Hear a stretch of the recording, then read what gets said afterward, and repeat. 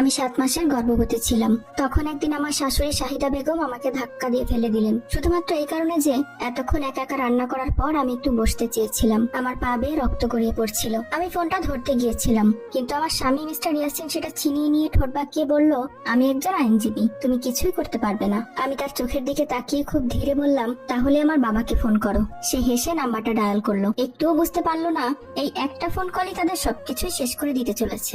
আমি কখনোই আমার শ্বশুরবাড়ির লোকদেরকে বলিনি আমার বাবাকে আমার বিয়ে ভালোবাসার উপরে দাঁড়াক, প্রভাব বা টাকা পয়সার উপরে নয়।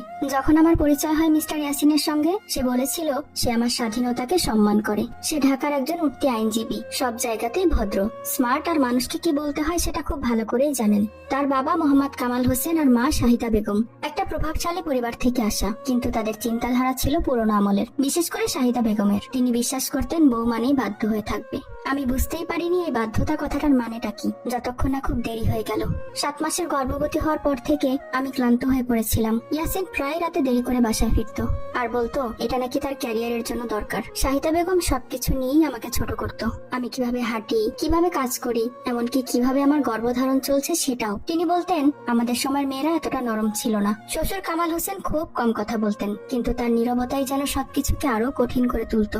ঈদের সময় তারা ঠিক করলো তারা নাকি সবাই বাসায় খাবে, আর এটা নাকি আমার জন্য প্র্যাকটিস হবে। আমি ভেবেছিলাম একটু সাহায্য করব, কিন্তু সেখানে গিয়ে দেখি আমার হাতে একটা অ্যাপ্রন আর বিশাল সাইজের একটা মেনু ধরিয়ে দেওয়া হলো। পোলাও, রোস্ট, কোরমা, ভর্তা, সেমাই, যেন পুরো একটা অনুষ্ঠান। সবাই ড্রয়িং রুমে বসে গল্প করছিল, আর আমি একা একা রান্নাঘরে দাঁড়িয়ে ঘন্টার পর ঘন্টা রান্না করছিলাম। আমার পিঠে ব্যথা, পা ফুলে গেছে, নিঃশ্বাস নিতেও কষ্ট হচ্ছিল। আমি দুবার ইয়াসিনকে সাহায্য চাইতে বলেছিলাম। প্রথমবার সে হেসে বলল, আজ একটু ম্যানেজ করো।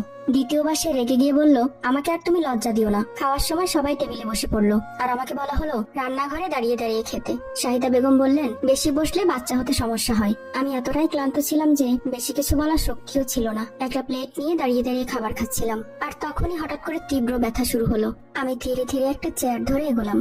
বললাম, আমার একটু বসা দরকার। তিনি আমাকে থামিয়ে দিয়ে বললেন, এত নাটক করো না। আমি তবুও পাশ কাটিয়ে যাওয়ার চেষ্টা করলাম, আর তখনই তিনি আমাকে জোরে ধাক্কা দিলেন। আমি গিয়ে কাউন্টারে আঘাত করলাম। প্লেট ভেঙে পড়ে গেল, আর তীব্র ব্যথা পেটের ভেতরে ছড়িয়ে পড়লো। উষ্ণ রক্ত পা বেয়ে নামতে লাগলো। আমি পড়ে না যাওয়ার জন্য কিছু একটা ধরে থাকলাম, কিন্তু তার মুখে কোনো অনুশোচনা ছিল না, শুধু বিরক্তি।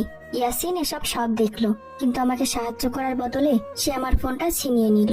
আমি একজন আইনজীবী, সে ঠান্ডা গলায় বলল, তুমি কিছুই করতে পারবে না। আমি তার চোখের দিকে তাকিয়ে শান্ত গলায় বললাম, তাহলে আমার বাবাকে ফোন করো। সে হেসে নম্বরটা ডায়াল করলো। সে একটুও বুঝতে পারলো না এই একটা ফোন কলে তার জীবনকে দুভাগে ভাগ করে দিতে চলেছে। ফোনটা কানে নেওয়ার সময়ও ইয়াসিনের ঠোঁটে সেই অবহেলার হাসিটা লেগেছিল। সে ভাবছিল এই কলটা হয়তো আরেকটা ড্রামা ছাড়ার কিছুই না, কিন্তু আমি জানতাম এই কলটাই তার সবকিছু বদলে দেবে। ফোনটা কয়েকবার রিং হওয়ার পর ওপাশ থেকে খুব শান্ত গভীর একটা কণ্ঠ ভেসে এলো, হ্যালো।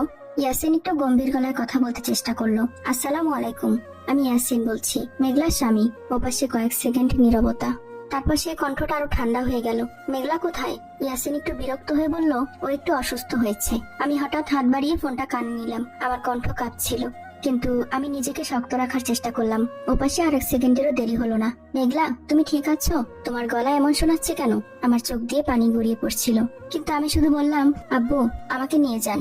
এতটুকু কথাই যথেষ্ট ছিল।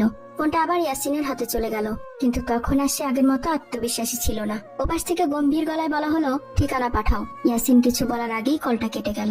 ঘরের ভেতরে হঠাৎ অদ্ভুত একটা নীরবতা নেমে এলো। শাহিদা বেগম বিরক্ত হয়ে বললেন, এই নাটক শেষ হয়েছে?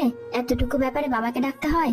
আমি তখনও দেয়াল ধরে দাঁড়িয়ে আছি। আমার পায়ের কাছে রক্ত জমে ছোট ছোট দাগ হয়ে গেছে, কিন্তু সেই মুহূর্তে আমি আর কিচ্ছু বললাম না, কারণ আমি জানতাম এবার আমাকে আর কিছু বলতে হবে না। মাত্র 30 মিনিট পর বাড়ির বাইরে একসাথে কয়েকটা গাড়ির শব্দ শোনা গেল।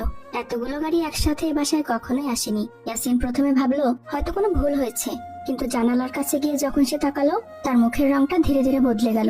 বাড়ির সামনে কালো রঙের কয়েকটা বিলাসবহুল গাড়ি দাঁড়িয়ে আছে। গাড়ি থেকে একে একে নেমে আসছেন কয়েকজন স্যুট পরা মানুষ, আর তাদের মাঝখানে আমার বাবা। আমি ধীরে ধীরে মাথা তুলে তাকালাম। শাহিদা বেগম ফিসফিস করে বললেন, এরা কারা? কেউ উত্তর দিতে পারলো না। দরজায় প্রথম বেল বাজলো, কেউ এগোতে সাহস পেল না। দ্বিতীয়বার বেল বাজতেই শ্বশুর কামাল হোসেন ধীরে ধীরে দরজার দিকে এগিয়ে গেলেন। পুরো পরিবেশটা যেন এক মুহূর্তেই বদলে গেল।